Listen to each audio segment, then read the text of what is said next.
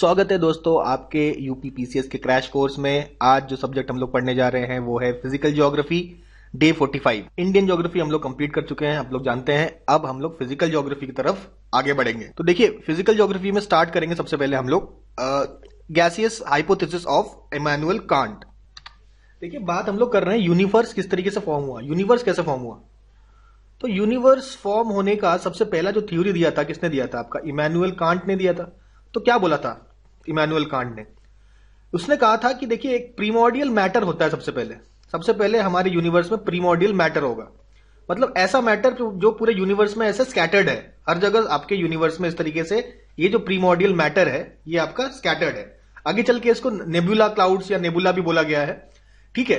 तो हम लोग उस पुराने मैटर को, यूनिवर्स के अंदर कुछ मैटर होगा ना, वो मैटर हर जगह यूनिवर्स में इस तरीके से फैला हुआ है, ठीक है। इसमें आपके देखिए छोटे छोटे पार्टिकल्स हैं जो कि काफी कोल्ड हैं, उस टेम्परेचर काफी कम था और काफी हार्ड है। ऐसे पार्टिकल्स आपके हर जगह यूनिवर्स में फैले हुए हैं। अच्छा, अगर मैटर होगा, उस समय देखिए न्यूटन ने ग्रेविटी वाला थ्योरी दिया था। तो ये सारे जो मैटर है ये आपस में एक दूसरे के प्रति अट्रैक्ट हो रहे हैं, because there is gravity. Gravity है तो एक दूसरे के प्रति अट्रैक्ट होंगे, ठीक है। अच्छा, अट्रैक्ट होंगे तो क्या होगा? फ्रिक्शन होगा। अट्रैक्शन होने के कारण आपका फ्रिक्शन होगा, फ्रिक्शन होने के कारण हीट डेवलप होगा, हीट डेवलप होने के कारण इनका जो टेम्परेचर है वो धीरे धीरे इंक्रीज करेगा, ठीक है। हीट जनरेट होगा, आपस में कोलाइड करेंगे तो फ्रिक्शन के कारण हीट जनरेट होगा और टेम्परेचर आपका जो प्रीमोर्डियल मैटर का जो टेम्परेचर है वो आपका धीरे धीरे इंक्रीज हो जाएगा। अच्छा, ये जो कोलिजन की वजह से आपका रैंडम मोशन जनरेट होगा, प्रीमोर्डियल मैटर में आपका रैंडम मोशन जनरेट होगा और एंगुलर वेलोसिटी भी प्रोड्यूस हो जाएगी, ठीक है। देखिए, ये है प्रीमोर्डियल मैटर, ये आपका प्रीमोर्डियल मैटर है, ये आपस में कोलाइड कर रहा है। कोलाइड करने की वजह से हीट हो रहा है, उसका टेम्परेचर काफी ज्यादा इंक्रीज होता चला जा रहा है और साथ में इसका एंगुलर वेलोसिटी भी मिल रही है इसको। ये थोड़ा एंगुलर वेलोसिटी से घूमने भी लगा अब, ठीक है। ये जो प्रीमोर्डियल मैटर है ये थोड़ा एंगुलर वेलोसिटी घूमने लग गया और ये गैस में कन्वर्ट हो गया। गैस में कन्वर्ट क्यों हो गया? क्योंकि टेम्परेचर काफी ज्यादा हाई था। हाई टेम्परेचर के कारण गैस में कन्वर्ट हो जाता है। इसका एंगुलर वेलोसिटी भी, आपका एंगुलर वेलोसिटी भी इसकी इंक्रीज हो जाती है और इस तरीके से ये चक्कर खाने लगता है, ऐसे घूमने लगता है गोल गोल, ठीक है। तो ये कंसेप्ट दिया। इसके बाद क्या होता है? तो original cold and motionless cloud, जो पहले क्लाउड ऐसे थे ना, जो आपका मैटर था मोशनलेस था, ठीक है। धीरे धीरे वो ज्यादा हॉट हो जाता है टेम्परेचर बढ़ने के कारण, फ्रिक्शन के कारण, ठीक है। धीरे धीरे ये जो क्लाउड की जो संख्या है, इसका जो वॉल्यूम है धीरे धीरे बढ़ता चला जाता है और उसके सेंटर में आपका सन का फॉर्मेशन होता है। भाई ये पूरा मैटर है ना, ये देखिए प्रीमोर्डियल मैटर के सेंटर वाला जो रीजन है ये आपका बनता है सन। ये आपका सन कन्वर्ट हो जाता है, ठीक है। अब यहां पे दो फोर्सेस एक्ट कर रहे हैं ना, ये पूरा मैटर है, बीच में सन है। एक तो भाई ग्रेविटेशन पुल है, एक तो ये घूमने के कारण, एंगुलर वेलोसिटी के कारण एक सेंट्रीफ्यूगल फोर्स भी जनरेट हो रहा है बाहर की तरफ। तो अंदर की तरफ ग्रेविटी और बाहर की तरफ आपका सेंट्रीफ्यूगल फोर्स। तो ये दो फोर्स जनरेट हो रहे हैं। तो अब देख रहे हैं हम लोग, देखिए आपका टेम्परेचर धीरे धीरे और बढ़ता चला जा रहा है। आपका गैसियस मतलब पहले सॉलिड था मैटर, फिर वो गैस में कन्वर्ट हो जाएगा। लेकिन अभी भी कोलिजन और बढ़ रहा है, टेम्परेचर और बढ़ रहा है और एंगुलर वेलोसिटी भी और बढ़ती चली जा रही है, ऐसे पॉइंट तक कि आपका सेंट्रीफ्यूगल फोर्स, भाई एंगुलर कोई सी चीज अगर घूमती है तो सेंट्रीफ्यूगल फोर्स लगता है ना, जितना तेजी से घूमेगा सेंट्रीफ्यूगल फोर्स उतना ज्यादा होगा। तो ये सेंट्रीफ्यूगल फोर्स आपका ग्रेविटेशनल फोर्स से ज्यादा हो जाता है। सेंट्रीफ्यूगल फोर्स जब ग्रेविटेशनल फोर्स से ज्यादा हो जाता है तो जो भी आपके पार्टिकल्स हैं वो बाहर की तरफ निकल जाएंगे, ठीक है। तो उसके बाद आपके रिंग फॉर्मेशन हो जाता है। Rings are thrown away from the equator of the nebula. Nebula का जो इक्वेटर है, यानी कि जो सेंटर ऑफ द नेबुला है, वहां से आपके रिंग थ्रो होंगे, ठीक है। रिंग्स बनने लग जाएंगे, ठीक है। और फाइनली आपके 9 रिंग्स ऐसे फॉर्म होते हैं, ठीक है। डायग्राम में देखेंगे हम लोग, ठीक है। सेंट्रीफ्यूगल बना, ऐसे रिंग्स बनना चालू हो गए, अलग अलग रिंग्स। कितने रिंग्स बने आपके? 9 रिंग्स बने। हमारे सोलर सिस्टम में तो 9 प्लैनेट्स है, तो 9 रिंग्स बनाए गए, ठीक है। तो धीरे धीरे ये जो रिंग्स है और कंडेंस होने लगे, ठीक है। और ज्यादा थोड़े से फैले थे ना, अभी धीरे धीरे ये और कंडेंस हो रहे हैं अब। और ये जो धीरे धीरे जो रिंग्स हो रहे हैं, इसमें मैटर और कंडेंस होकर धीरे धीरे ऐसे नॉट्स बनेंगे, नॉट्स कोर बन जाएंगे। जैसे ये पूरा रिंग है, इसमें पूरा गैसेस भरे हुए हैं, ये गैसेस किसी एक पॉइंट पे आके ऐसे कंडेंस होते चले जाएंगे और यही जो कोर्स और नॉट्स बनेंगे, यही फाइनली आपके प्लैनेट्स बन जाते हैं। यही फाइनली आपके, देखिए डायग्राम में देखिए, अब धीरे धीरे और कंडेंस हुआ और कंडेंस होके एक सिंगल प्लैनेट के फॉर्म बन गए। ये इसी रिंग का सारा जो मैटर है किसी एक पॉइंट में आके कंडेंस हो जाता है और फाइनली बन जाता है आपका मैटर। मतलब मैटर नहीं, वो बन जाता है आपका फाइनली प्लैनेट बन जाता है। ठीक है, अच्छा अब ये प्लैनेट, ये जो प्लैनेट बनेगा, ये प्लैनेट के साथ जिस तरीके से आपका सन था, आपका पूरा जो मैटर था इकट्ठा हो गया था, और सन का पूरा मैटर इकट्ठा हो गया था, उसके बाद धीरे धीरे बढ़ रहा है और आपके रिंग्स फॉर्म हो रहे हैं। उसी तरीके से सारा मैटर जब प्लैनेट में इकट्ठा हो गया तो प्लैनेट में भी तो ऐसे रिंग्स बनेंगे, प्लैनेट्स में भी तो सेम प्रोसीजर्स ऑफ रिंग्स बन सकते हैं ना। तो प्लैनेट्स में जब इस तरीके से मैटर बाहर की तरफ थ्रो अवे होता है तो आपके सैटेलाइट बनते हैं, मून बनते हैं। ठीक है, देखिए ये कह रहा है बाई स्मॉल स्केल रिपीटेशन, वो तो बड़े स्केल में था ना, एक बड़ा सन था और छोटे छोटे प्लैनेट्स थे 9। अब ये एक प्लैनेट के आसपास भी यही सेम प्रोसीजर होता है और फाइनली इन प्लैनेट्स के बनते हैं सैटेलाइट्स। ठीक है, जैसे अर्थ का एक मून है, सैटर्न के कई सारे मून्स हैं, तो ऐसे मून्स बनते हैं, ऐसे सैटेलाइट्स बनते हैं। आई होप ये पूरा प्लैनेट और प्लैनेट बनने का जो कॉन्सेप्ट जो आपके इमैनुअल कांट ने दिया वो हमको समझ में आ गया। अब ये जो आया आपका थ्योरी, लोगों को बड़ा मजा आया। क्यों मजा आया? क्योंकि भाई पहली बार आपका ग्रेविटी का इस्तेमाल हुआ था। ग्रेविटी और मोशन का इस्तेमाल करके हम लोगों ने एक थ्योरी दी थी। ठीक है, काफी सिंपल था, समझने में काफी आसान है। ठीक है, और एक ट्रेंड सेट हो गया। ट्रेंड सेटर का मतलब हो गया बाकी लोगों ने ये जो अगला जो थ्योरी आया था, नेबुलर थ्योरी आया था लैपलास का, वो कहीं ना कहीं आपके इमैनुअल कांट की जो थ्योरी से ही आपका इन्फ्लुएंस होके बन के आया था नया थ्योरी। ठीक है, अब इस थ्योरी के बारे में भी देखेंगे हम लोग, लेकिन मेन जो है थोड़े बहुत ही चेंजेस होंगे, लेकिन मोस्टली जो थ्योरी थी वो आपका इमैनुअल कांट के द्वारा ही दी गई थी। उसमें धीरे धीरे समय के साथ थोड़े थोड़े परिवर्तन किए गए, चेंजेस किए गए, लेकिन मेन थ्योरी तो वही थी। इसके अलावा कुछ आपके डिमेरिट्स भी हैं। कुछ लोगों ने बोला चलो बहुत अच्छी आपकी थ्योरी, लेकिन कुछ चीजें तो समझ में नहीं आई। ये जो आपके प्रीमोर्डियल मैटर आपने बोल दिया, ये क्या है? इसके बारे में तो आपने कुछ बताया नहीं, और ये कैसे उत्पन्न हुआ? तो यूनिवर्स का अगर उत्पन्न की बात करेंगे, किस तरीके से यूनिवर्स प्रकट होता है, तो ये जो मैटर प्रकट हो गया, ये कैसे प्रकट हो गया, उसका कोई एक्सप्लेनेशन नहीं है। अच्छा, ग्रेविटेशनल पुल में भी एक प्रॉब्लम है। प्रॉब्लम क्या है भाई? ग्रेविटेशनल पुल की वजह से ये सारा काम हो रहा है, तो लेकिन जब ये पूरा अट्रैक्शन हो रहा था, जो आपका प्रीमोर्डियल मैटर है इकट्ठा हो रहा था, डेंस फॉर्म बना रहा था, उससे पहले क्या ग्रेविटेशन नहीं था? उससे पहले क्या एग्जिस्ट करता था? ठीक है, और इससे पहले अगर ग्रेविटी एग्जिस्ट करता था तो ऐसे कोलिजन टेक्स प्लेस क्यों नहीं किए? मतलब ये जो कोलिजन जब हुए, इससे पहले भी तो कुछ होगा, उसके बारे में नहीं बताया गया। ठीक है, मान लेते हैं कि भाई आपका प्रीमोर्डियल मैटर था, वो अट्रैक्ट हो रहा है, बीच में फिर सन बन रहा है, फिर प्लैनेट बन रहा है, सारी कहानी समझ गए, लेकिन इससे पहले क्या था? इससे पहले क्या बारे में कुछ बताया नहीं गया कि इससे पहले ग्रेविटी नहीं थी, तो ये वाली बात एक्सप्लेन नहीं कर पाए। और दूसरी बात ये कहा गया है, एंगुलर मोमेंटम का कंसेप्ट जो है वो यहां पे फेल हो जाता है। एंगुलर मोमेंटम का कंसेप्ट ये है, इन्होंने कहा कि भाई एंगुलर मोमेंटम बढ़ेगा। भाई एंगुलर मोमेंटम अगर आप बढ़ाना चाहते हैं तो ऑब्वियसली कहीं ना कहीं से फोर्स लगेगा ना, तभी तो एंगुलर मोमेंटम बढ़ेगा, चेंज होगा। ठीक है, what is force? Rate of change of angular momentum, मतलब टॉर्क क्या? Rate of change of angular momentum है, तो टॉर्क लगेगा ना कुछ, मतलब कुछ एनर्जी लगेगा, तभी तो आपका एंगुलर मोमेंटम बढ़ेगा। वैसे तो अगर कोई बाहरी टॉर्क नहीं लगता है तो आपका एंगुलर मोमेंटम कंजर्व रहना चाहिए। तो वो एक्सटर्नल फोर्स क्या है, इसके बारे में तो कुछ बताइए आप। तो ये भी इमैनुअल कांट नहीं बता पाए, लेकिन ठीक है, स्टार्टिंग वाली थ्योरी काफी बढ़िया थी। अब इसको थोड़ा शॉर्ट में अगर देखें, आपके नेबुलर थ्योरी हाइपोथेसिस को एक बार शॉर्ट में देख लेते हैं। तो 1955 में ये नेबुलर थ्योरी आई थी। ठीक है, और ये जो किताब है इसमें आई थी, universal natural history and theory of heavens, 1755 में ये थ्योरी आई थी। ठीक है, उन्होंने कहा कि भैया सोलर सिस्टम ओरिजिनेट कहां से होगा? क्लाउड ऑफ गैस, वही आपका प्रीमोर्डियल मैटर से। ठीक है, ये सारी बेसिक बातें हैं। तो solar system began with the cloud of gas. जो प्रीमोर्डियल मैटर है ना, उसी को नेबुला बोला गया है। वो किससे बना है? आपका डस्ट एंड गैस से, डस्ट और गैस से बना हुआ है। ठीक है, अच्छा, नेबुला आपका मूव करता है, आपस में कोलाइड करता है ग्रेविटेशनल अट्रैक्शन की वजह से, यही बात तो बोली है। उसके बाद इस कोलिजन से आपका फ्रिक्शन और हीट जनरेट होता है, जिससे टेम्परेचर बढ़ता है। उसका प्रीमोर्डियल मैटर, यही नेबुला कहा ना, इसका टेम्परेचर राइज करता है, ये सॉलिड से गैस बन जाता है। ठीक है, और रैंडम मोशन होने लगता है। रैंडम मोशन होने की वजह से ये जो प्रीमोर्डियल मैटर है वो घूमने लगता है। ये सब डिस्कस कर चुके हम लोग। The gaseous cloud slowly rotate, gradually collapse, rotate करने के बाद धीरे धीरे कोलैप्स कर लेते हैं और एक डिस्क का फॉर्म ले लेते हैं। ठीक है, अच्छा, और फिर आपस में जो पार्टिकल्स है, ये आपका इनकी बॉन्डिंग हो जाती है, केमिकल फोर्सेस लगने लगते हैं, जिसकी वजह से ये आपस में बॉन्ड होते हैं। अरे भाई, ये जो पार्टिकल्स एक दूसरे के पास आएंगे, पास होने के बाद आपस में बॉन्डिंग बना लेंगे ना। ये बॉन्डिंग क्यों है? Because of chemical forces. ठीक है, उसके बाद ये जो नेबुला कोलेस इनटू एक्रीशन डिस्क, ये एक डिस्क का फॉर्म ले लेंगे।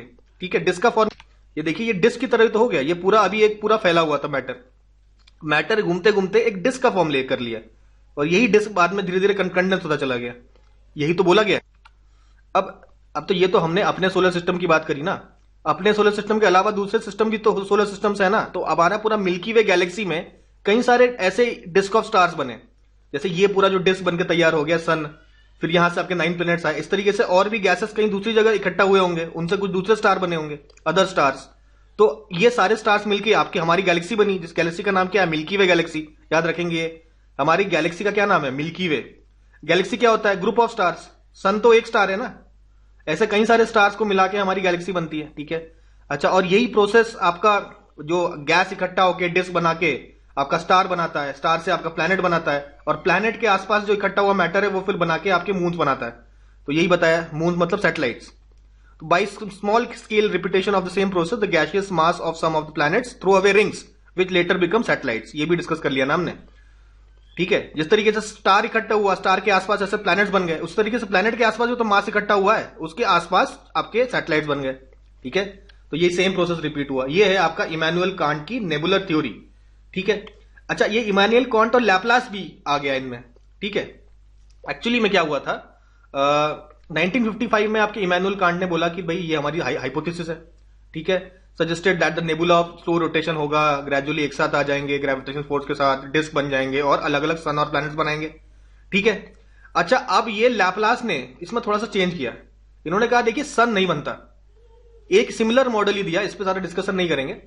तो लैपलास के मॉडल में आपका जो प्लैनेट्स सन के पहले बनते हैं, सन पहले नहीं बना, पहले आपके प्लैनेट्स बने, पहले प्लैनेट्स बने उसके बाद आपका सन बनता है, ऐसा लैपलास ने बोला था 1796 में। तो इसके डिटेल में हम लोग नहीं जानते आते हैं। अच्छा, 19th सेंचुरी में फिर ये जो कांट और लैपलास का जो नेबुलर थ्योरी था उसको फिर क्रिटिसाइज किया गया बाई जेम्स क्लार्क मैक्सवेल। अब तो ये पूरा इसके ज्यादा डिटेल में नहीं जाएंगे। आपका नेबुलर थ्योरी आपको मोटा मोटी समझ में आ गया है, इतना ही समझना मोर देन एनफ है। देखिए, अब एक और थ्योरी आती है। ठीक है, उस बिग बैंग थ्योरी जिसे कहते हैं, ठीक है ना, उसके बारे में बाद में बात करते हैं। ठीक है, 1929 में आपका क्या हुआ था, जो एडविन हबल है, एडविन हबल ने नोटिस किया कि जो हमारे गैलेक्सीज हैं, जो गैलेक्सीज हैं वो आपका अर्थ से दूर जा रहे हैं। तो ये हमारा अर्थ है और ये एक गैलेक्सी है और ये एक और गैलेक्सी है G1 G2। तो ये जो गैलेक्सीज हैं ये अर्थ से धीरे धीरे दूरी की तरफ जा रहे हैं। ठीक है, डिस्टेंस इनका बढ़ता चला जा रहा है। ठीक है, ऐसा देखा किसने, एडविन हबल ने। ठीक है, उसने ऑब्जर्व किया, also reveal that the speed at which they move depend on their distance from the earth. ये कह रहे हैं कि भाई जो अर्थ से जितना ज्यादा दूर है वो उतना ज्यादा हाई स्पीड से जा रहा है। ठीक है, जितना ज्यादा दूर है उतना ज्यादा उसका जो स्पीड है हाइयर होता चला जा रहा है, दूर जाने की स्पीड। यहां जो स्पीड है ये आपका हाई है, इतना हाई नहीं है।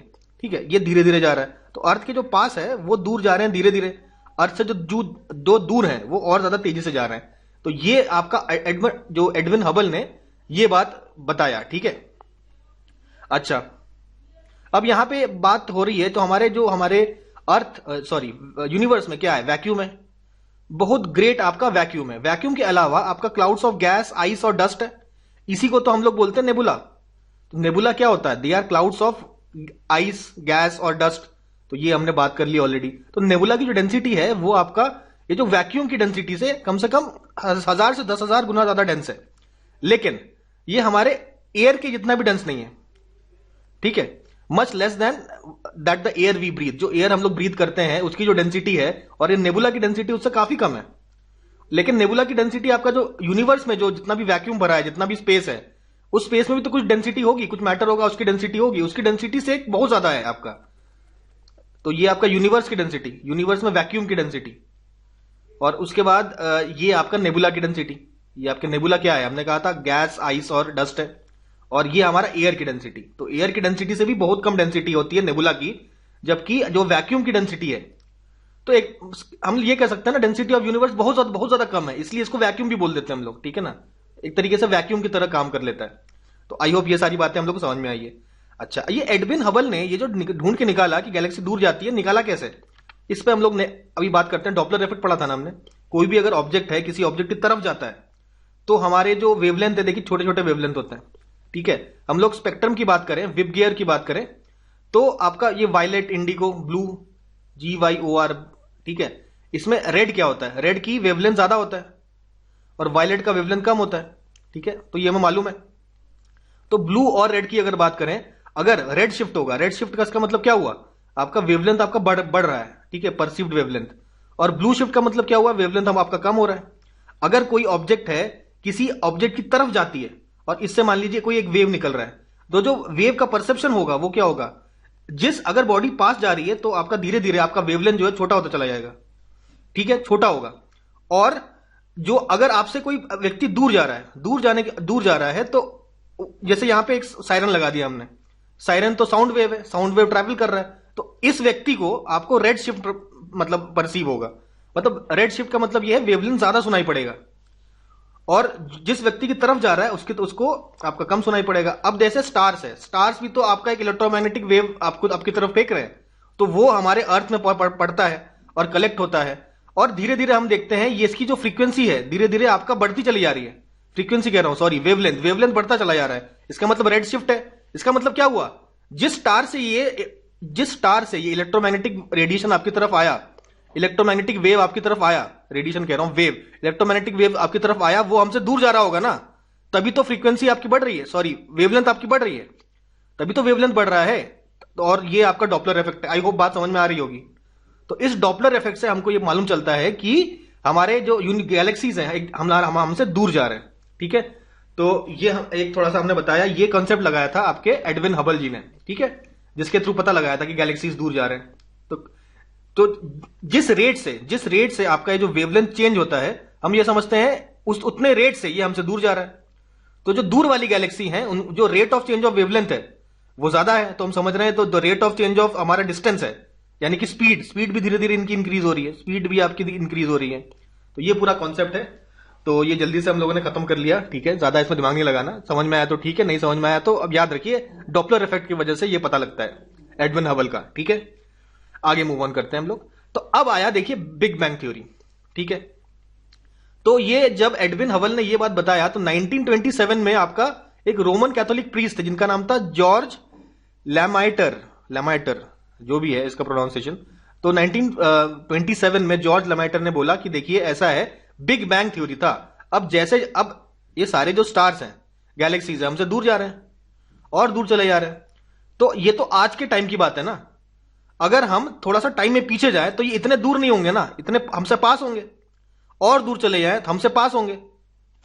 ये तो ऑब्वियस वाली बात है ना। हम देख रहे हैं कि देखिए हमारा अर्थ है, अर्थ से सब दूर जा रहे हैं आज के टाइम में, ठीक है। अगर हम लोग थोड़ा टाइम मशीन में पीछे चले जाए, यानी समय पीछे चले जाए, तो जो स्टार आपका दूर था वो तो इस समय पास होगा हमारे, और टाइम में दूर चले जाए तो वो और पास होगा, और टाइम में दूर चले जाए और पास होगा। तो ये हमारे जॉर्ज लैमेटर साहब ने बोला, देखिए बिग बैंग थ्योरी ये थी कि एक जमाना ऐसा होगा, ये जो सारा मैटर है एक छोटे से पॉइंट में होगा, ये सारी जो एनर्जी है छोटे से एरिया में, छोटे से पॉइंट में होगा, फिर अचानक से एक एक्सप्लोजन हुआ होगा कई 100 साल पहले। कितने टाइम बाद पहले, 13.7 बिलियन ईयर्स अगो एक एक्सप्लोजन होता है। एक्सप्लोजन के कारण ये जो मैटर है, जो एक छोटे से एरिया में बंद है, इसमें होता है एक्सप्लोजन, और ये धीरे धीरे एक दूसरे से दूर जाना चालू कर रहे हैं। और अब आज भी ये लोग एक दूसरे से दूर जाते जा रहे हैं, ठीक है। तो स्टार्ट कहां से हुआ था, बिग बैंग से। 13.7 बिलियन ईयर्स अगो एक बिग बैंग हुआ था, जिसके बाद ये सब एक दूसरे से दूर जा रहे थे। स्टार्टिंग में तो काफी ज्यादा डेंस था, लेकिन बिग बैंग के करीबन 300,000 ईयर्स के बाद आपका टेम्परेचर आपका कितना हो गया, 4500 केल्विन के आसपास टेम्परेचर हो गया, और हमारा पूरा यूनिवर्स ट्रांसपेरेंट हो जाता है। बिग बैंग के आफ्टर 300,000 ईयर्स टेम्परेचर थोड़ा सा कम होता है। टेम्परेचर पहले बहुत ज्यादा था, जैसे जैसे एक्सपैंड कर रहा है टेम्परेचर कम होता चला जा रहा है। तो 3000 ईयर्स पहले, after the big bang, 300,000 years after the big bang, temperature थोड़ा सा कम हो जाता है, और जो हमारा जो भी यूनिवर्स है वो ट्रांसपेरेंट हो जाता है। पहले तो काफी डेंस था, पर पहले के समय में कुछ दिखाई नहीं देता, क्योंकि ट्रांसपेरेंट नहीं था। लेकिन 300,000 years after the big bang it became transparent, ठीक है, और टेम्परेचर भी आपका थोड़ा सा कम हो गया, 4500 केल्विन। तो ये पूरी कहानी है हमारी बिग बैंग थ्योरी की। तो आज भी लोग ये थ्योरी मानते हैं। एक बिग बैंग थ्योरी है, इसके अलावा एक और थ्योरी है, ठीक है, द स्टेडी स्टेट थ्योरी, ठीक है। लेकिन स्टेडी स्टेट थ्योरी को हम लोग इतना ज्यादा मानते नहीं है। सबसे ज्यादा मान्य जो थ्योरी है आपके फॉर्मेशन ऑफ यूनिवर्स की, वो है आपका big bang theory. I hope बात समझ में आ रही हो। देखिए ऐसे बिग बैंग हुआ था, ठीक है, ऐसे अचानक से एक्सप्लोजन होता है, फिर देखिए ये जो गैलेक्सीज अभी पास पास है ना, फिर धीरे धीरे दूर चले जाते हैं, धीरे धीरे और दूर, धीरे धीरे और दूर, धीरे धीरे और दूर, और दूर चले जाते रहते हैं। ये आपका बिग बैंग है, दिस इज बिग बैंग। ये जो एक्सप्लोजन है इसको बिग बैंग बोला, ठीक है। और बिग बैंग थ्योरी क्या है, बिग बैंग के बाद सारे गैलेक्सीज एक दूसरे के दूर दूर जा रहे हैं, ठीक है। तो स्टेडी स्टेट जो थ्योरी है उसको डिस्कस नहीं करते हैं, इतना इंपॉर्टेंट नहीं है, हम लोग आगे मूव ऑन करते हैं। ठीक है, आपको अगर जानना हो तो गूगल कर लेना और क्या है, ठीक है, स्टेडी स्टेट थ्योरी के बारे में। लेकिन बिग बैंग थ्योरी अगर आपको पता है तो इट इज ओके। ठीक है, अच्छा एक्चुअली हम बता भी दें अगर स्टेडी स्टेट थ्योरी क्या है। स्टेडी स्टेट थ्योरी में क्या होता है कि आपका स्टेडी स्टेट है, जैसे पहले इसमें क्या है, बिग बैंग है, एक्सप्लोजन की वजह से यूनिवर्स बना, लेकिन स्टेडी स्टेट थ्योरी में ऐसा नहीं बोला। चलिए आधे मिनट में हम समझ भी लेते हैं कि बाकी स्टेडी स्टेट होता क्या है, ज्यादा टाइम हमें इसमें नहीं लगाना है। ठीक है, देखिए ये स्टेडी स्टेट थ्योरी और आपका बिग बैंग थ्योरी में क्या डिफरेंस होता है। बिग बैंग थ्योरी में क्या है, ये सारे गैलेक्सी मैटर है, मैटर आपका कांस्टेंट है, मैटर आपका कांस्टेंट है और धीरे धीरे डाइल्यूट होता चला जा रहा है। जैसे जैसे एक्सपैंड कर रहा है वैसे वैसे मैटर तो वही है लेकिन दूरी बढ़ती चली जा रही है, तो एक प्रकार का डाइल्यूशन हो रहा है और बड़ा होता चला जा रहा है। तो मैटर वही है लेकिन एक दूसरे से दूर जा रहा है। स्टेडी स्टेट थ्योरी में बताया है कि भाई देखिए आपका एक्सपैंड तो कर रहा है यूनिवर्स, ये तो कोई डिनाई कर नहीं सकता, ये तो एडविन हबल साहब ने बता ही दिया आपको। लेकिन जो मैटर है वो डाइल्यूट नहीं हो रहा है, मैटर धीरे धीरे बनता चला जा रहा है। Matter is constantly created as the expand universe expand. खैर ये तो हम लोग मानते नहीं, हम लोग कहते हैं भाई matter can not be created not destroyed. तो स्टेडी स्टेट थ्योरी को इतना ज्यादा मान्यता नहीं दी जाती है। ठीक है, समझते हैं हम लोग स्टार का फॉर्मेशन कैसे हुआ। ठीक है, स्टार का फॉर्मेशन कैसे हुआ वही सेम लॉजिक है। उसमें सबसे पहले आपका जो मैटर था, आपका वो जो प्रीमॉर्डियल मैटर का है ना, वो पूरा यूनिवर्स में इस तरीके से फैला हुआ था। ठीक है, इस तरीके से हर जगह फैला हुआ था। अच्छा, अब ये जो पूरी तरीके से फैला हुआ था तो ये तो यूनिफॉर्म होगा क्या, ये हर जगह यूनिफॉर्म तो होगा नहीं, कुछ ऐसे जगह पे होंगे जहां ज्यादा होगा कुछ कम होगा। तो जहां पे ये मैटर, ये जैसे पूरा फैला हुआ मैटर है, कुछ ऐसे जगह पे थोड़ा डेंस हो गया, कहीं आपका यहां डेंस है कहीं यहां डेंस है, बाकी थोड़ा सा कम है, तो डेंसिटी का डिफरेंस होगा कि नहीं होगा। ठीक है, आपका एक डेंसिटी का डिफरेंस होगा, डेंसिटी डिफरेंस हो गया। अच्छा, अब ये डेंसिटी डिफरेंस की वजह से क्या होगा, जहां पे ज्यादा डेंसिटी है, जहां पे आपका जो डेंसिटी है वो आपका हाई है, वहां पे क्या ग्रेविटेशनल फोर्स ज्यादा लगेगा, क्या ग्रेविटेशनल फोर्स आपका ज्यादा लगेगा। ग्रेविटेशनल फोर्स अगर ज्यादा लगेगा तो इस तरफ सब किसने लगेगा ना, मतलब ये सारे जो पॉइंट्स है इन सब पॉइंट्स की तरफ आपका आकर्षित होने लगेगा। दूसरे जो आपके मैटर है तो इनकी तरफ ये इस तरीके से आकर्षित होंगे। बहुत बढ़िया, ठीक है, तो इस तरीके से सिचुएशन फॉर्म होगा। तो सारा मैटर जहां जहां ये डेंसिटी ज्यादा है उस तरफ आपका अट्रैक्ट होगा ड्यू टू ग्रेविटेशन अट्रैक्शन तो होगा यहां पे। ठीक है, तो इस प्रकार से ग्रेविटेशनल जहां से ग्रेविटेशनल पुल की वजह से ऐसे सेंटर्स बन जाएंगे, और ये हर एक जो सेंटर है जहां पे आपका मास जमा हो रहा है पूरे यूनिवर्स में, ये हो जाएंगी क्या, गैलेक्सीज, ये बन जाएंगी आपकी गैलेक्सीज। तो ऐसे कई सारे आपके गैलेक्सीज होती है और ये काफी बड़ा इनका साइज होता है। एक एक गैलेक्सी का जो डायमीटर है वो आपका करीबन 80,000 से 1.5 लाख 80,000 से 1.5 लाख लाइट ईयर्स की बात हो रही है। 80,000 से 1.5 लाख लाइट ईयर्स का डायमीटर होता है इनका। ठीक है, और यहाँ पे आपका पूरा प्रीमोडियल मैटर और गैसेस लाइक हाइड्रोजन, हीलियम, ये सब यहाँ पे इकट्ठा होने लगते हैं। तो इस तरीके से सबसे पहले होता है गैलेक्सी का फॉर्मेशन। ठीक है, आई होप बात समझ में आई होगी। देखिए यही सेम चीज है, आपके जो क्लाउड्स हैं ये कोलैप्स कर रहे हैं सेंटर में। ठीक है, कहां पे, जहां पे डेंसिटी ज्यादा है वहां पे कोलैप्स कर रहे हैं। ठीक है, और ये कोलैप्स करने के बाद अब ये जो पूरा जो मैटर है जहां ये कोलैप्स किया, ये हाई स्पीड से रोटेट करने लग रहा है, एक रोटेटिंग डिस्क बन रहा है। तो उसके वजह से कुछ मैटर और अंदर आ रहा है, कुछ मैटर और बाहर निकल रहा है। ठीक है, कुछ इनफ्लो आउटफ्लो देखने को मिलेगा। ठीक है, और ये बन जाएगी गैलेक्सी। इस गैलेक्सी के अंदर क्या होगा, ये आपका पूरा गैलेक्सी बन गया, मैटर इकट्ठा हो गया। इसके अंदर भी छोटे छोटे और डेंस पार्टिकल्स होंगे ना, आपके डेंस सेंटर्स होंगे, ये सारे, इनके आसपास भी तो मैटर इकट्ठा होगा और ये भी आपका तेजी से स्पिन करेंगे। ठीक है, तेजी से स्पिन करेंगे और ये आपका पूरा स्टार का सिस्टम हो जाएगा। और जिस तरीके से हमने पहले देखा स्टार से प्लैनेट्स कैसे बने, ये तो हम ऑलरेडी जानते हैं, स्टार से आपके प्लैनेट्स कैसे बनते हैं, आपके स्टार से आपके प्लैनेट्स कैसे बनते हैं, ये सब ऑलरेडी देख चुके हैं। तो ये पूरी गैलेक्सी होगी, गैलेक्सी के अंदर ऐसे स्टार्स बनेंगे, स्टार्स के आसपास भी मास इकट्ठा होगा। ठीक है, ये इन स्टार से फिर प्लैनेट्स बनेंगे, ये प्रोसीजर हम लोग देख चुके हैं प्लैनेट्स बनने का। और प्लैनेट से फिर सैटेलाइट्स बन जाएंगे, यही सेम प्रोसीजर फॉलो करेगा हर जगह। तो आई होप बात ये हम लोग को समझ में आ गई है। ठीक है, स्टार्ट हुआ कहां से, क्लाउड से, एक क्लाउड से जो कि जिसको हम लोग नेबुला बोल दिया, जिसको हम लोग नेबुला बोलते हैं ना। स्टार फॉर्मेशन में ये कॉन्सेप्ट भी होता है। देखिए ये आपका नेबुला है, नेबुला आपका अगर हो सकता है छोटा स्टार बना है, हो सकता है थोड़ा बड़ा स्टार बना है। तो समय के साथ साथ जैसे जैसे ये आपका स्टार बूढ़ा होता है, हाँ स्टार भी बूढ़ा होता है, ओल्ड एज में जाता है, तो स्टार जैसे जैसे बूढ़ा होगा तो आपका बन जाएगा क्या, रेड जायंट, आपका रेड जायंट बन जाएगा। और रेड जायंट आगे चल के बन जाएगा प्लैनेटरी नेबुला, प्लैनेटरी नेबुला आगे चल के बन जाएगा व्हाइट डॉर्फ। व्हाइट डॉर्फ मतलब अब ये डेथ ऑफ स्टार है, डेथ ऑफ स्टार है। उसी तरीके से आपका मैसिव स्टार जो बड़ा स्टार है वो आपका सुपर रेड जायंट बनाता है, जो आगे चल के बनाता है सुपरनोवा। सुपरनोवा से बनता है न्यूट्रॉन स्टार, या तो फिर बन सकता है ब्लैक होल। ब्लैक होल या न्यूट्रॉन स्टार आपका बन सकता है। ठीक है, तो आई होप ये बात हम लोगों को समझ में आ गई है। ये हो गया हमारा स्टार का फॉर्मेशन। अब प्लैनेट्स का फॉर्मेशन क्या होता है, वही सेम हमने देखा ना आपका, वही सेम आपका एक गैस का लंप बनेगा। गैस का लंप एक छोटे स्केल में बन जाएगा। ठीक है, इसको हम लोग नेबुला बोलेंगे। गैस के लंप को नेबुला बोलते हैं, हम लोग ऑलरेडी जानते हैं। ठीक है, और फिर ये रोटेट करने लगेगा, फिर आपका ये रोटेशन होने लगेगा। रोटेशन होने के बाद, अच्छा रोटेशन जब होता है, जब ये गैस रोटेशन होता है तो अंदर की तरफ क्या होता है, हाई डेंसिटी, यहां पे डेंसिटी ज्यादा होगी और बाहर की तरफ आपका डेंसिटी कम होगी। बाहर की तरफ जो होगी डेंसिटी कम होगी, अंदर की तरफ आपका डेंसिटी ज्यादा होगी। ठीक है ना, तो ये चीज हम लोग को देखने को मिलता है। तो हमने देखा नेबुला का फॉर्मेशन हुआ, जो गैस इकट्ठा हुआ इसको बोल दिया हमने नेबुला। नेबुला आपका डिस्क की तरह रोटेट कर रहा है, आपका डिस्क रोटेट करेगा। डिस्क रोटेट जब करेगा तो सेंटर में हाई डेंसिटी होगी, बाहर आपकी कम डेंसिटी होगी, और उसके बाद हम लोग कुछ कुछ ऐसे रिंग्स बनेंगे। रिंग्स के आसपास छोटा छोटा मास इकट्ठा होगा।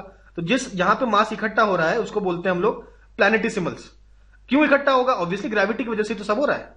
ग्रेविटी की वजह से जहां पे ज्यादा मास है वो आसपास का मास को और अपने पास इकट्ठा करने लग जाएगा और बन जाएगा क्या, प्लैनेटिसिमल्स। प्लैनेटिसिमल्स बोलते हैं, और फिर ये आगे चल के आपके प्लैनेट्स बनते हैं। तो ये पूरा हमारा कहानी है, किस तरीके से हमारा यूनिवर्स बना, किस तरीके से गैलेक्सीज बना, प्लैनेट्स बना। एक हमने शॉर्ट रिवीजन कर लिया है, सारा मैटर हम लोग को समझ में अब आ गया है। और फाइनली हमारे सोलर सिस्टम की बात करेंगे, जिसमें बीच में आपका सन होगा, आसपास आपके सारे प्लैनेट्स होंगे। ठीक है, उनमें से एक प्लैनेट होगा हमारा अर्थ। ठीक है, हर एक प्लैनेट के आसपास कुछ कुछ सैटेलाइट्स भी हो सकते हैं। ठीक है, नहीं भी हो सकते हैं, बहुत ज्यादा हो सकते हैं, बहुत कम हो सकते हैं। सैटेलाइट्स की बात कर रहा हूं। तो ये हमारा पूरा अभी यहां पे हमने टॉपिक कंप्लीट कर दिया। बात करेंगे अब हम लोग सोलर सिस्टम की। सोलर सिस्टम में देखिए ये हमारा चमकदार सन है। सन के अलावा हमारे 8 प्लैनेट्स है। कौन कौन से, Mercury, Venus, Earth, Mars, Jupiter, Saturn, Uranus, Neptune. ठीक है, प्लूटो को हटा दिया गया तो उसके बारे में बात नहीं करते हैं। अब देखिए पहले चार ये जो स्टार्टिंग में जो 4 हैं पहले वाले, इनको हम लोग क्या बोलते हैं, टेरेस्ट्रियल प्लैनेट्स। टेरेस्ट्रियल प्लैनेट्स क्या बोलते हैं, terrestrial planets, TERRESTRIAL, terrestrial planets.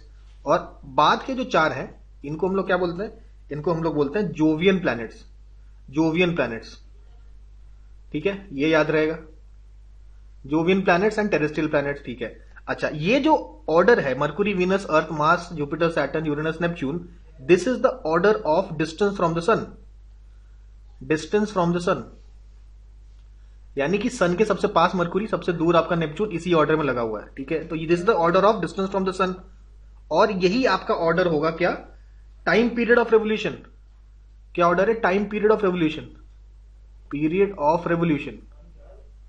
तो भाई इसके अकॉर्डिंग अगर आपसे बोले कि सबसे ज्यादा समय कौन लेता है, तो आप कहेंगे आपका नेपच्यून सबसे ज्यादा टाइम लेता है सन के आसपास घूमने के लिए। ठीक है, उससे कम यूरेनस, उससे कम सैटर्न, उससे कम जुपिटर, फिर मार्स, अर्थ, वीनस और मरकुरी।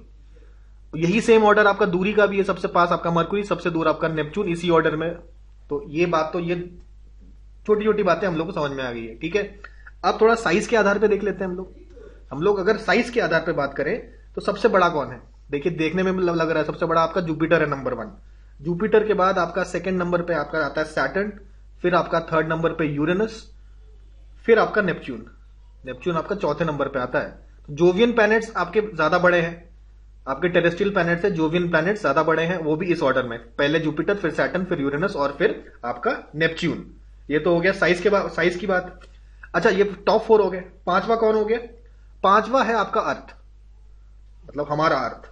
अर्थ के बाद छठा आपका वीनस, ठीक है, 7वां आपका मार्स, और सबसे छोटा जो प्लैनेट है वो कौन सा है, मर्क्यूरी। ठीक है, तो टेरेस्ट्रियल प्लैनेट्स में दादा कौन है, हमारा अर्थ सबसे बड़ा, उसके बाद आपका वीनस सेकंड नंबर पे। ठीक है, और सबसे छोटे की बात करें तो मर्क्यूरी सबसे छोटा है। ठीक है, ये तो हो गई साइज की। अब हम लोग बात करते हैं, ये बात क्या करी हमने, साइज की बात करी, दिस ऑल अबाउट साइज। बात करते हैं हम लोग next, we talk about mass. Mass मतलब तराजू में रखें तो कौन ज्यादा भारी लगेगा। ठीक है, तो मास सबसे ज्यादा किसमें है, देखिए सबसे ज्यादा मास होगा आपका, अगेन जुपिटर में सबसे ज्यादा मास है, सैटर्न आपका सेकंड नंबर पे है, उसके बाद नेपच्यून, फिर यूरेनस। देखिए उल्टा हो गया यहाँ पे, तीसरे नंबर पे नेपच्यून और चौथे नंबर पे यूरेनस है इफ यू टॉक अबाउट मास। तो ऑब्वियसली आपका जोवियन प्लैनेट्स का मास भी ज्यादा है, लेकिन ऑर्डर थोड़ा अभी चेंज हो गया, ठीक है। मैक्सिमम जुपिटर, सेकंड नंबर पे सैटर्न, ये तो क्लियर है। आपके तीसरे चौथे में अदला बदली हो गई, यानी कि क्या समझ में आया हमें कि नेपच्यून इज ग्रेटर देन, मास की बात करें, नेपच्यून का जो मास है वो यूरेनस से आपका ज्यादा है। बात कर लेते हैं हम लोग अब टेरेस्ट्रियल प्लैनेट्स की। टेरेस्ट्रियल प्लैनेट्स की बात करें तो मास सबसे ज्यादा किसमें है? ऑब्वियसली वही सेम ऑर्डर लगेगा, 5वें नंबर पे हो जाएगा आपका अर्थ। यहां भी हमारा बॉस कौन है? अर्थ है। अर्थ के बाद 6ठे नंबर पे वीनस। अच्छा, 7वें 8वें में क्या डिफरेंस होगा? कुछ नहीं। 7वें नंबर पे मार्स, 8वें नंबर पे मरकुरी, सेम ऑर्डर रहेगा। तो जो आपका साइज का ऑर्डर है वही मास का ऑर्डर है, केवल चेंज आपका यूरेनस और नेपच्यून में आएगा, जहां की नेपच्यून का मास आपका यूरेनस से ज्यादा होगा, जबकि साइज की बात करें तो यूरेनस का साइज आपका नेपच्यून से ज्यादा है। आई होप इतनी बात समझ में आ गई होगी। अच्छा, सोलर सिस्टम कहते किसे? सोलर सिस्टम आपका है सन की फैमिली। सन की फैमिली में क्या है? एक तो सन होगा और आपके 8 प्लैनेट्स होंगे। 8 प्लैनेट्स के अलावा कुछ एस्टेरॉइड्स होंगे। एस्टेरॉइड एक बेल्ट होता है आपका मार्स और जुपिटर के बीच में एक एस्टेरॉइड बेल्ट आपको देखने को मिलेगा। ये आपके इनर प्लैनेट को जोवियन प्लैनेट से डिफरेंशिएट करता है, तो ये होता है एस्टेरॉइड बेल्ट्स। इसके अलावा आपका मीटियोरॉइड्स होता है। जो भी मीटियोरॉइड्स हैं जो गिरते हैं, मतलब प्लैनेट्स में मीटियोरॉइड्स होते हैं, ठीक है, ये सारे आपके आते हैं सोलर सिस्टम के अंतर्गत, ठीक है। तो ये देख लिया हमने सोलर सिस्टम किसे बोलते हैं। ये हमारा परिवार है सोलर सिस्टम का, जिसका हमारे मुखिया कौन है? हमारे sun is the head of the solar system. अच्छा, हमारे गैलेक्सी का क्या नाम है? हमारे गैलेक्सी का नाम याद रखिए, मिल्की वे है। Milky way, milky way, milky way is the name of our Galaxy, ठीक है, गैलेक्सी का नाम हो गया। अच्छा, पूरे जो यूनिवर्स में एक ही गैलेक्सी थोड़ी ना, कई सारे Galaxy, infinite number of galaxies हैं, ठीक है। लेकिन हमारा सन कौन से गैलेक्सी में है? ठीक है, हमारा सन जो है मिल्की वे गैलेक्सी में है, ठीक है। अच्छा, ये जो गैलेक्सीज है इसका जो मेन कंस्टिट्यूएंट कौन से गैसेस होते हैं? तो हमने कहा देखिए कि गैलेक्सीज आपका नेबुला से बनता है। तो नेबुला बेसिकली हाइड्रोजन और हीलियम गैस मेनली इस नेबुला में होता है, जिससे फाइनली आपके स्टार्स और गैलेक्सीज फॉर्म करते हैं। तो गैलेक्सीज में कई सारे स्टार्स होते हैं, बिलियंस ऑफ स्टार्स होते हैं गैलेक्सी में, ठीक है। स्टार के अलावा एक और सेलेस्टियल बॉडी है जिसका नाम है आपका क्वासार। क्वासार क्या होता है? क्वासार भी एक प्रकार का स्टार है, लेकिन इसमें स्टार से आप ज्यादा एनर्जी रिलीज होता है। बहुत ही ज्यादा हाई एनर्जी रिलीज करने वाला जो आपका स्टार है या सेलेस्टियल बॉडी है, उसे हम लोग बोलते हैं quasar. Tremendous amount of energy release करता है, ठीक है। अच्छा, बाकी सारे स्टार्स होते हैं। स्टार्स आपके छोटे स्टार्स, बड़े स्टार हमने देखे ना। तो ये स्टार्स कुछ समय बाद इनकी डेथ हो जाती है, ठीक है। डेथ होती है तो डेथ से पहले ये एक एक्सप्लोजन करते हैं। उस एक्सप्लोजन का नाम क्या है? उस एक्सप्लोजन को हम लोग बोलते हैं सुपरनोवा एक्सप्लोजन। क्या बोलते हैं? Supernova explosion. ये हमने देखा है, डायग्राम देखते हैं एक बार। देखिए, प्लैनेट के फॉर्मेशन में हमने देखा था ना, ये आपका प्लैनेटरी नेबुला होता है और ये होता है सुपरनोवा। जब आपका जो पूरा जो आपका प्लैनेट है अपने डेथ की ओर जाता है तो एक काफी बड़ा ब्लास्ट देखने को मिलता है, जिसको हम लोग बोलते हैं सुपरनोवा, ठीक है। अच्छा, अब देखिए स्टार्स के झुंड को क्या बोलते हैं? स्टार्स के एक जो ग्रुप है, एक ग्रुप है आपका गैलेक्सी में, कई सारे स्टार्स है। तो स्टार्स के ग्रुप को हम लोग बोलते हैं कॉन्स्टिलेशन। स्टार्स के ग्रुप को हम लोग बोलते हैं कॉन्स्टिलेशंस, ठीक है। तो इनमें से एक कॉन्स्टिलेशन के बारे में देखते हैं। तो देखिए, उर्सा मेजर कॉन्स्टिलेशन है, इसको बिग डिपर भी बोलते हैं, ठीक है, इसको बिग डिपर भी बोलते हैं। जो 7 आपके स्टार्स है ना, 1 2 3 4 5 6 7, तो ये 7 स्टार्स का जो ग्रुप है इसको हम लोग बोलते हैं उर्सा मेजर कॉन्स्टिलेशन। अच्छा, जो आपका ब्राइटेस्ट आपके ग्रुप ऑफ स्टार्स किसे कहते हैं? सबसे ज्यादा brightest group of stars, brightest group of stars आपके हैं क्या? Orion nebula.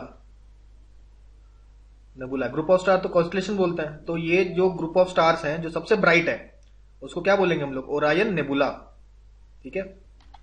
देखिए, सन के पास सबसे ज्यादा कौन सा स्टार है? ये आपका सन है। सन के सबसे क्लोजेस्ट है Proxima Centauri. Proxima Centauri, Proxima SCENTAURI, Proxima Centauri सबसे सन के क्लोजेस्ट स्टार है। सबसे ज्यादा क्लोजेस्ट स्टार कौन सा है? Proxima Centauri. अच्छा, देखिए आसमान जो है, आसमान हमको कौन से कलर का दिखता है? आसमान हमको ब्लू कलर का दिखता है। क्यों दिखता है? हमने पढ़ा था ना, आपका स्कैटरिंग की वजह से। स्कैटरिंग की वजह से आप लोग आसमान को ब्लू देखते हैं, ठीक है। अच्छा, अब अगर मान लेते हैं हमारे स्पेस में चले जाए, स्पेस में आपको जो स्काई का कलर क्या दिखेगा? ब्लैक दिखेगा। क्यों दिखेगा? क्योंकि कोई एटमॉस्फेयर नहीं है, वैक्यूम है ना स्पेस में। स्पेस में वैक्यूम है, कोई एटमॉस्फेयर नहीं है, एटमॉस्फेयर नहीं हो तो स्कैटर कैसे होगा? आपका जो स्कैटरिंग फिनोमेना वहां पे नहीं शो होगा, एटमॉस्फेयर आपका नहीं है ना, तो आपका स्कैटरिंग नहीं होगा। ठीक है, तो ये हम लोगों ने देखा। देखिए यहां पे देखिए ब्लैक होल के बारे में कुछ चर्चा करते हैं। देखिए ब्लैक होल के आसपास का जो बाउंड्री है, इसको हम लोग क्या बोलते हैं? Event horizon. इसको क्या बोलते हैं? Event horizon. और ब्लैक होल को हम लोग बोलते हैं एक सिंगुलैरिटी। सिंगुलैरिटी, सिंगुलैरिटी क्या होता है? सिंगुलैरिटी वो जगह होता है जहां पे आपका जो ग्रेविटेशनल पुल है, जहां आपका ग्रेविटेशनल जो आपका पुल है दैट बिकम्स इनफाइनाइट। जब वो इनफाइनाइट हो जाता है, मतलब वो कोई भी जगह है जहां पे आपका ग्रेविटेशनल पुल आपका इनफाइनाइट हो जाएगा, उसे हम लोग बोलते हैं एक सिंगुलैरिटी। तो एक प्रकार से ब्लैक होल एक सिंगुलैरिटी की तरह ही काम करता है। देखिए बात करते हैं हम लोग सन की। सन हमारे सोलर सिस्टम का हेड है। ठीक है, सन किससे बना है? आपके हॉट गैसेस से बना है। आपके हॉट गैसेस से आपका सन बना है, और इसका न्यूक्लियर फ्यूजन से एनर्जी मिलता है। इसे न्यूक्लियर फ्यूजन से सन को एनर्जी मिलता है। ठीक है, हाइड्रोजन प्लस हाइड्रोजन बन के हीलियम बन जाता है, और इससे आपका काफी ज्यादा एनर्जी निकलती है। तो आपके पूरे सन में आपका ऐसे हाइड्रोजन हीलियम बन रहा होता है। तो इसके फ्यूजन के कारण सारा एनर्जी सन को मिलता है। अच्छा, सन से अर्थ का जो डिस्टेंस है वो कितना है? About 150 million kilometre. 115 million kilometre sun से दूर है, इसलिए सन वैसे तो बहुत गर्म है, लेकिन इतना गर्मी हम लोग फील नहीं करते अर्थ में, तभी जाके हैबिटेशन हो सकता है। ठीक है, सन के पास वाले आप जैसे मरकुरी वीनस में जाएंगे तो वहां बहुत ज्यादा गर्मी है। ठीक है, लेकिन अर्थ में इतनी गर्मी नहीं है, इसलिए अर्थ में हैबिटेशन पॉसिबल है। ठीक है, अर्थ में बात करते हैं, अभी सन में बात करते हैं सोलर फ्लेयर्स की। सोलर फ्लेयर्स क्या होते हैं? एक्चुअली सन के अंदर आपके कुछ स्टॉर्म्स होते हैं। स्टॉर्म, सन में आपके कुछ स्टॉर्म होते हैं। ठीक है, ये स्टॉर्म जब सन की ग्रेविटी से बाहर आ जाते हैं, ग्रेविटी से आपके आउट हो जाते हैं, बाहर आ जाते हैं, तब इनको हम लोग सोलर फ्लेयर्स बोलते हैं। तो जब ये आपके स्टॉर्म्स है, जो सन में जो स्टॉर्म्स आते हैं, वो सन की ग्रेविटी से बाहर आकर आपका स्पेस में चले जाते हैं, तब इसको क्या बोलते हैं? मतलब ये स्टॉर्म सन से बाहर निकल के स्पेस में निकल आते हैं, तब इसको हम लोग बोलते हैं सोलर फ्लेयर्स। ठीक है, ऐसे करके आप सोलर फ्लेयर्स देखने को मिलेंगे। अच्छा, ये तो बात होगी सोलर फ्लेयर्स की। फाइनली हम लोग बात करते हैं, यहाँ पे जो आप डायग्राम देख रहे हैं, ये आपका सोलर इक्लिप्स है। ठीक है, अच्छा, मून जब आपका इस साइड होगा, इससे बोलेंगे फुल मून, और जब आपका यहां पे होगा तब बोलेंगे इसे न्यू मून। ठीक है, तो आपके न्यू मून मतलब अमावस्या, अमावस्या को ये तो न्यू मून बोलते हैं। तो न्यू मून कंडीशन में ही आप देखेंगे सोलर इक्लिप्स। न्यू मून पे में ही आप सोलर इक्लिप्स देख सकते हैं। ठीक है, during the time of new moon आपका सोलर इक्लिप्स आप देख पाएंगे। ठीक है, तो याद रखिए आपका सोलर इक्लिप्स हमेशा न्यू मून डे में, यानी कि अमावस्या के दिन ही होता है। और लूनर इक्लिप्स कब होता है? लूनर इक्लिप्स जब अर्थ आपका सन और मून के बीच में आ जाए तो इसे कहेंगे लूनर इक्लिप्स। जब उल्टा हो, आपका जो मून है आपका सन और अर्थ के बीच में आ जाए तो इसे कहेंगे सोलर इक्लिप्स। सोलर इक्लिप्स हमेशा अमावस्या को होता है, न्यू मून डे, और आपका लूनर इक्लिप्स हमेशा फुल मून डे को होता है। फुल मून डे को होता है पूर्णिमा या फुल मून डे में आपको देखने को मिलेगा लूनर इक्लिप्स। ये तो पहली बात हम लोग को याद रखनी है। अच्छा, अब ये जो सोलर इक्लिप्स है आपके पूरे अर्थ में तो दिखता नहीं है, ये जो छोटा सा पोर्शन होगा अर्थ का जहां पे इसकी शैडो गिरेगी, यहीं से आपको दिखेगा टोटल सोलर इक्लिप्स। ठीक है, टोटल सोलर इक्लिप्स। एक होता है partial solar Eclipse. Partial solar Eclipse मतलब अब इसके आसपास का जो एरिया है यहां पे आपको पार्शियली देखने को मिलेगा, थोड़ा सा आपको सन ढका हुआ दिखेगा। ठीक है, पूरा आपका सन ढका हुआ दिखेगा नहीं, तो इसे कहेंगे हम लोग partial solar Eclipse. Total solar Eclipse की बात करें तो कुछ ऐसा प्रतीत होगा, जो पिक्चर देख रहे हैं आप, कुछ इस तरीके से मतलब दिखता है, और काफी ज्यादा समय तक नहीं, मैक्सिमम 8 मिनट तक ही दिखेगा आपको, मैक्सिमम 8 मिनट तक ही दिखेगा। और बनने से पहले आपको दिखेगा ऐसा डायमंड रिंग फॉर्मेशन बोलते हैं इसे। और जब ये खत्म हो रहा होगा तब भी आपको डायमंड रिंग दिखेगा। तो टोटल सोलर इक्लिप्स स्टार्ट होने पर आपको डायमंड रिंग दिखता है, उसके एंड होने पर भी डायमंड रिंग दिखता है। टोटल सोलर इक्लिप्स आपका 8 मिनट से ज्यादा का कभी नहीं होता है। ठीक है, हमने पार्शियल सोलर इक्लिप्स देख लिया है। सोलर इक्लिप्स हमेशा अमावस्या को होता है। तो ये सारी चीजें हम लोग को ध्यान में रखनी है सोलर इक्लिप्स के बारे में। देखिए प्लैनेट्स के बारे में स्टार्ट करते हैं हम लोग चर्चा अपना हमारा। तो प्लैनेट्स की बात करें तो प्लैनेट्स के मोशन के बारे में बहुत लोगों ने बहुत कुछ बातें बताई हैं, जैसे कि जो आज प्लैनेट्स के मोशन के बारे में आपके केपलर के लॉज हैं, केपलर के लॉज के बारे में हम लोग पढ़ चुके फिजिक्स में, दोबारा मैं रिपीट नहीं कर रहा हूं। केपलर के 3 लॉज हैं। ठीक है, फिजिक्स वाला आप देख सकते हैं वीडियो हमारा। ठीक है, उसमें सारा चीज मेंशन्ड है। तो आपका मे बी आपका डे 3, 4, 5, 6 में शायद फिजिक्स हम लोगों ने कंप्लीट किया था, उसको देख डालिए तो आपको सब में मिल जाएगा। तो केपलर लॉज के बारे में बात किया हमने कि Kepler laws of planetary motion, ठीक है। अच्छा, उसके बाद ग्रेविटेशन का लॉ था, किसने दिया था? न्यूटन ने दिया था। न्यूटन का ग्रेविटेशन का लॉ और न्यूटन का मोशन का लॉ, इन दोनों लॉज की जरूरत पड़ती है हमें प्लैनेट के मोशन को समझने के लिए, और केपलर के लॉज तो है ही है। साथ में गैलीलियो ने भी एक लॉ दिया था, लॉ ऑफ फॉलिंग बॉडीज, जो बताता है कि अगर एयर का प्रेजेंस ना हो तो सारे जो ऑब्जेक्ट्स हैं एक ही साथ गिरेंगे, सेम रेट पे गिरेंगे रिगार्डलेस ऑफ आवर मास। जैसे एक पर्टिकुलर हाइट से, ये हाइट है, एक पर्टिकुलर हाइट से अगर आप हाथी को फेंकें या चींटी को फेंकें, दोनों ही आपका सेम ही टाइम नीचे गिरेंगे, ऐसा गैलीलियो ने बोला है, ठीक है। तो ये 3 साइंटिस्ट के बारे में बात की है। अब हम लोग नेक्स्ट बात करते हैं गोल्डीलॉक्स जोन। अब देखिए मरकुरी, वीनस, अर्थ, मार्स वाला पूरा हमने देखा ना, मरकुरी पूरा सोलर सिस्टम हमने देखा, मरकुरी, वीनस, अर्थ, मार्स। तो अब देखिए अर्थ और मार्स के बीच में आपका जोन होता है पूरा, ठीक है। ये जो पूरा जोन है बीच में, ये जोन पेन चेंज करते हैं, देखिए ये जो जोन है आपका बीच का, इसको बोलते हैं हम लोग गोल्डीलॉक्स जोन। क्या बोलते हैं? तो ये गोल्डीलॉक्स जोन इंपॉर्टेंट क्यों है? क्योंकि इससे पहले अगर आप जैसे मरक्यूरी वीनस की बात करें तो मरक्यूरी वीनस में तो बहुत ज्यादा इट इज वेरी हॉट, और अगर मार्स के बाद वाले रीजन की बात करें इट इज टू कोल्ड। तो यहां पे पानी नहीं मिल सकता, वाटर आपको मिलेगा ही नहीं। लेकिन ये जो बीच का रीजन है आपका गोल्डीलॉक्स जोन वाला रीजन, यहां पे आपका वाटर आपको मिल सकता है, वाटर पाया जा सकता है, ठीक है। तो गोल्डीलॉक्स जोन अभी इसको देखेंगे। तो गोल्डीलॉक्स जोन ये बताया गया, देखिए वीनस है, वीनस के बाद ये जो रेड लाइन है ये मार्क कर रहा है, उसके बाद ये हमें हमारा अर्थ, ठीक है।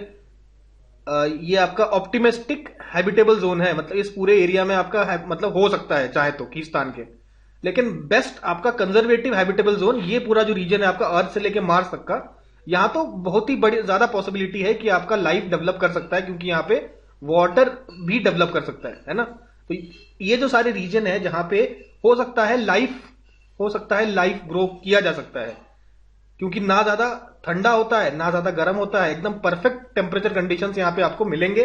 वाटर भी मिल सकता है, यहाँ पे वाटर भी आपका बनाया जा सकता है इन एरियाज में। तो इस पूरे एरिया को हम लोग बोलते हैं गोल्डीलॉक्स जोन। तो आई होप ये बात क्लियर हुई होगी। देखिए फिर से आप दर्शन कर रहे हैं, ये हमारा सोलर सिस्टम है। सोलर सिस्टम के ये 8 प्लैनेट्स आप देख रहे हैं, ठीक है। अच्छा, स्टार्टिंग में 9 प्लैनेट्स था, 9 प्लैनेट था। आपके प्लूटो को भी प्लैनेट बोला जाता था, ठीक है, प्लूटो को भी प्लैनेट बोला जाता था। उसके बाद प्लूटो को प्लैनेट का दर्जा छीन लिया गया। किसने छीना? इंटरनेशनल एस्ट्रोनॉमिकल यूनियन ने प्लूटो को दर्जा छीन लिया। कब ऐसा हुआ? आपका 2006 को ऐसा होता है। तो प्लूटो को प्लैनेट का दर्जा अगर नहीं दिया जा रहा है तो अब क्या दर्जा दिया जा रहा है? ड्वार्फ प्लैनेट का, ड्वार्फ प्लैनेट। तो ड्वार्फ प्लैनेट का जो दर्जा किस किस को मिला हुआ है? देखिए प्लूटो को मिला हुआ है। प्लूटो के अलावा भी कुछ है, जैसे सीरेस, CERS हो गया, और एक है आपका UB313 2003 UB313। ये कुछ आपके हमने ड्वार्फ प्लैनेट्स की बात बताई गई है। तो ये आपके प्लैनेट्स नहीं है, ड्वार्फ प्लैनेट्स हैं, ठीक है। और प्लैनेट्स आपके टोटल 8 है। तो यहां पे हमने ये बात कराई। अच्छा, सबसे क्लोज कौन सा है? देखिए सन के सबसे ज्यादा क्लोज आपका मरक्यूरी है, और मरक्यूरी टोटल आपका 88 डेज लेता है सन के चारों ओर चक्कर काटने के लिए, आपको 88 डेज देता है। वीनस की बात करें, वीनस को बोला जाता है अर्थ का ट्विन, अर्थ का ट्विन बोला जाता है वीनस को, क्योंकि देखने में और हर चीज मास में, डेंसिटी में ये आपका बिल्कुल अर्थ के जैसा ही होता है। तो अर्थ का ट्विन अगर आपसे पूछा जाए कौन है तो आप कहेंगे वीनस है। अच्छा, सोलर सिस्टम बनने से पहले क्या क्या था? आपके क्लाउड्स थे। क्लाउड्स की क्या नाम था? नेबुला। फिर ग्रेविटेशन के थ्रू आपका डेंस मैटर होता है, नेबुला आप इकट्ठा होता जाता है अट्रैक्शन फोर्स की वजह से, ठीक है। और आपका डेंस बना देता है कोर, ठीक है, सन का कोर बना देता है ना सबसे पहले नेबुला। तो अब ये जो कोर का फॉर्मेशन होता है, सन के कोर का फॉर्मेशन होता है, उसके बाद ही तो बाकी सारे प्लैनेट्स बनते हैं। तो जो सन का कोर होता है, ये जो सन का कोर कब फॉर्म होता है? ये करीबन 5 to 5.6 बिलियन ईयर्स अगो ये पूरा कार्यक्रम होता है, ठीक है। अच्छा, सन का कोर फॉर्म हुआ, उसके बाद प्लैनेट्स फॉर्म हुए।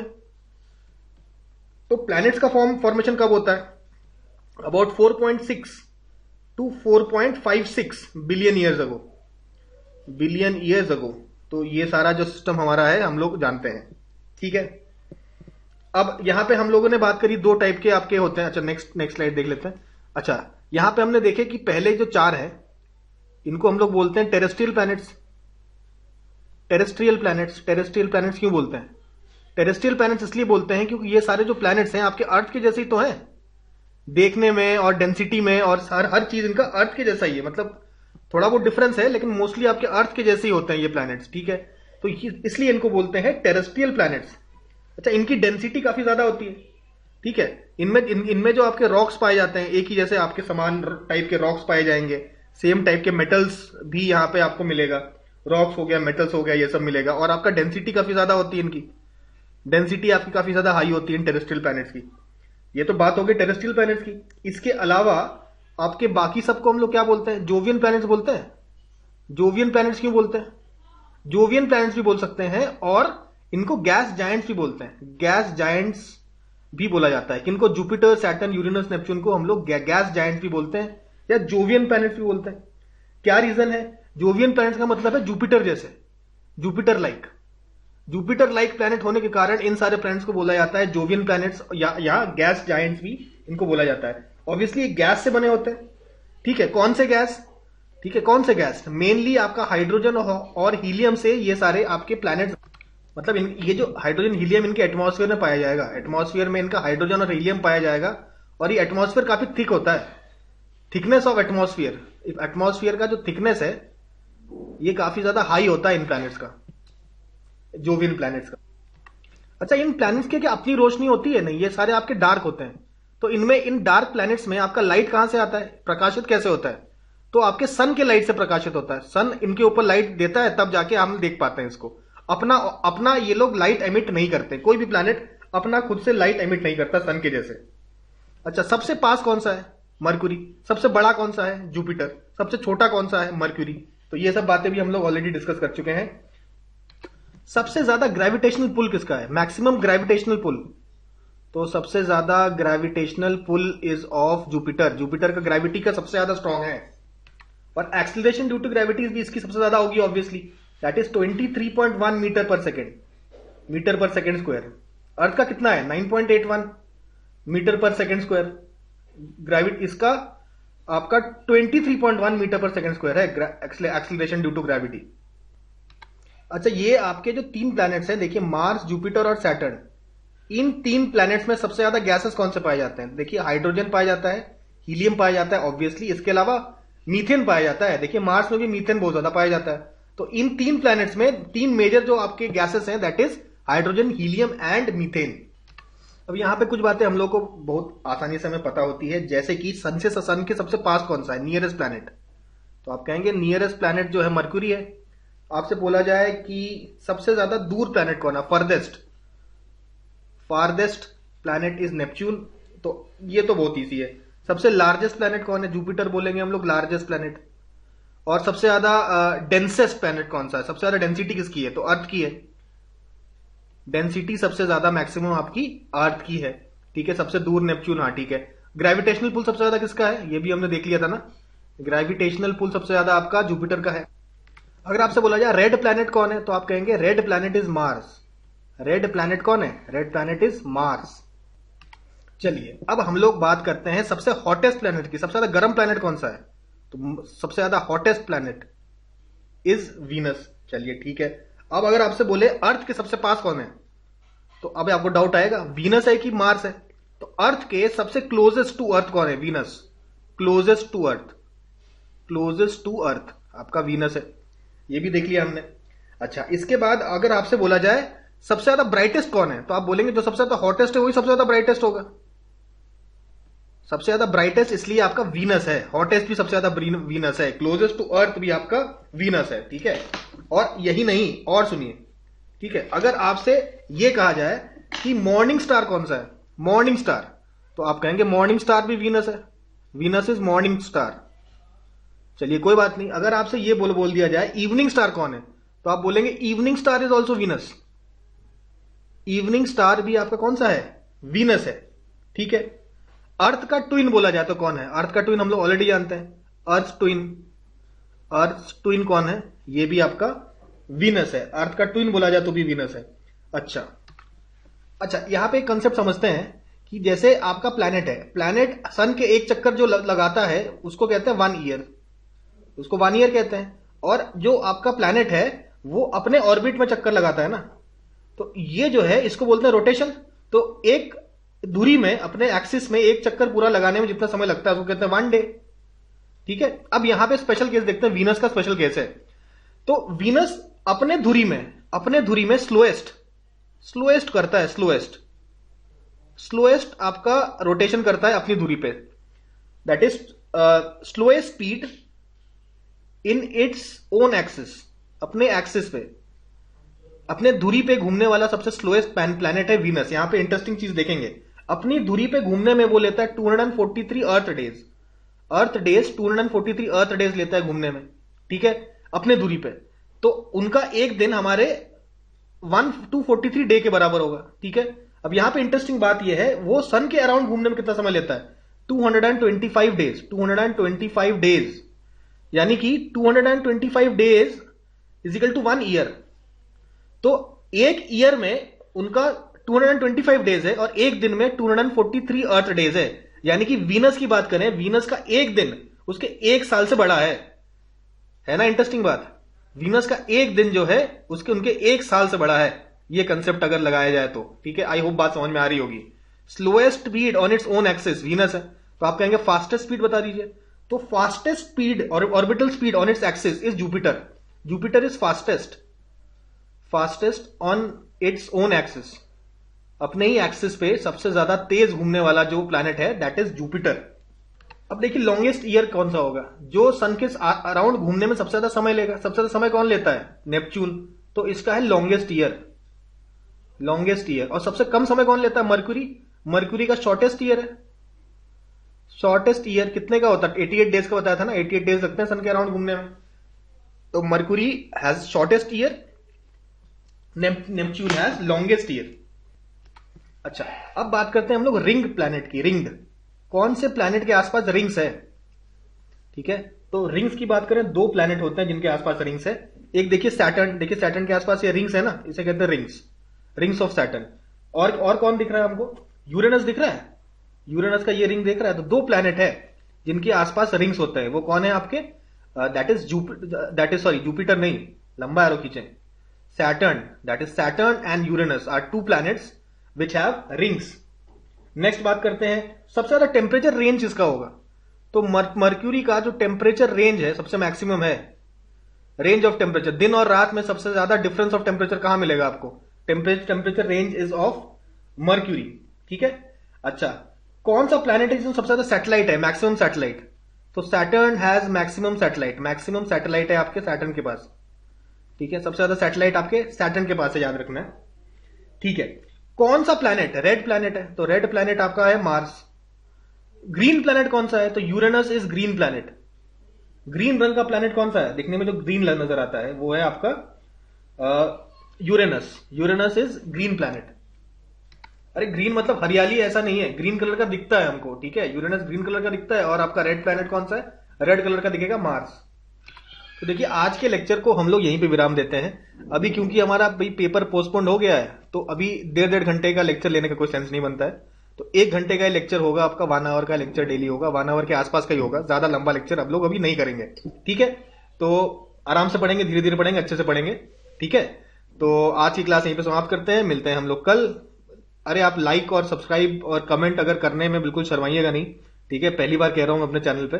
आपको अगर लग रहा है कि आपको फायदा हो रहा है, अगर लग रहा है तो लाइक कर दीजिए। और अगर कुछ कमेंट करना चाहते हैं, कुछ पूछना चाहते हैं, तो आप कमेंट सेक्शन में भी कुछ बोल सकते हैं। ठीक है, और सब्सक्राइब तो आप करेंगे ही, आपको अगर पसंद आएगा तो आई गेस, लेकिन भाई लाइक और कमेंट भी कर दीजिएगा, तो भाई काफी ज्यादा हेल्प हो जाती है हमको और मोटिवेशन और ज्यादा मिलता है काम करने का। तो इसके साथ ही आज की क्लास समाप्त करते हैं, मिलते हैं कल।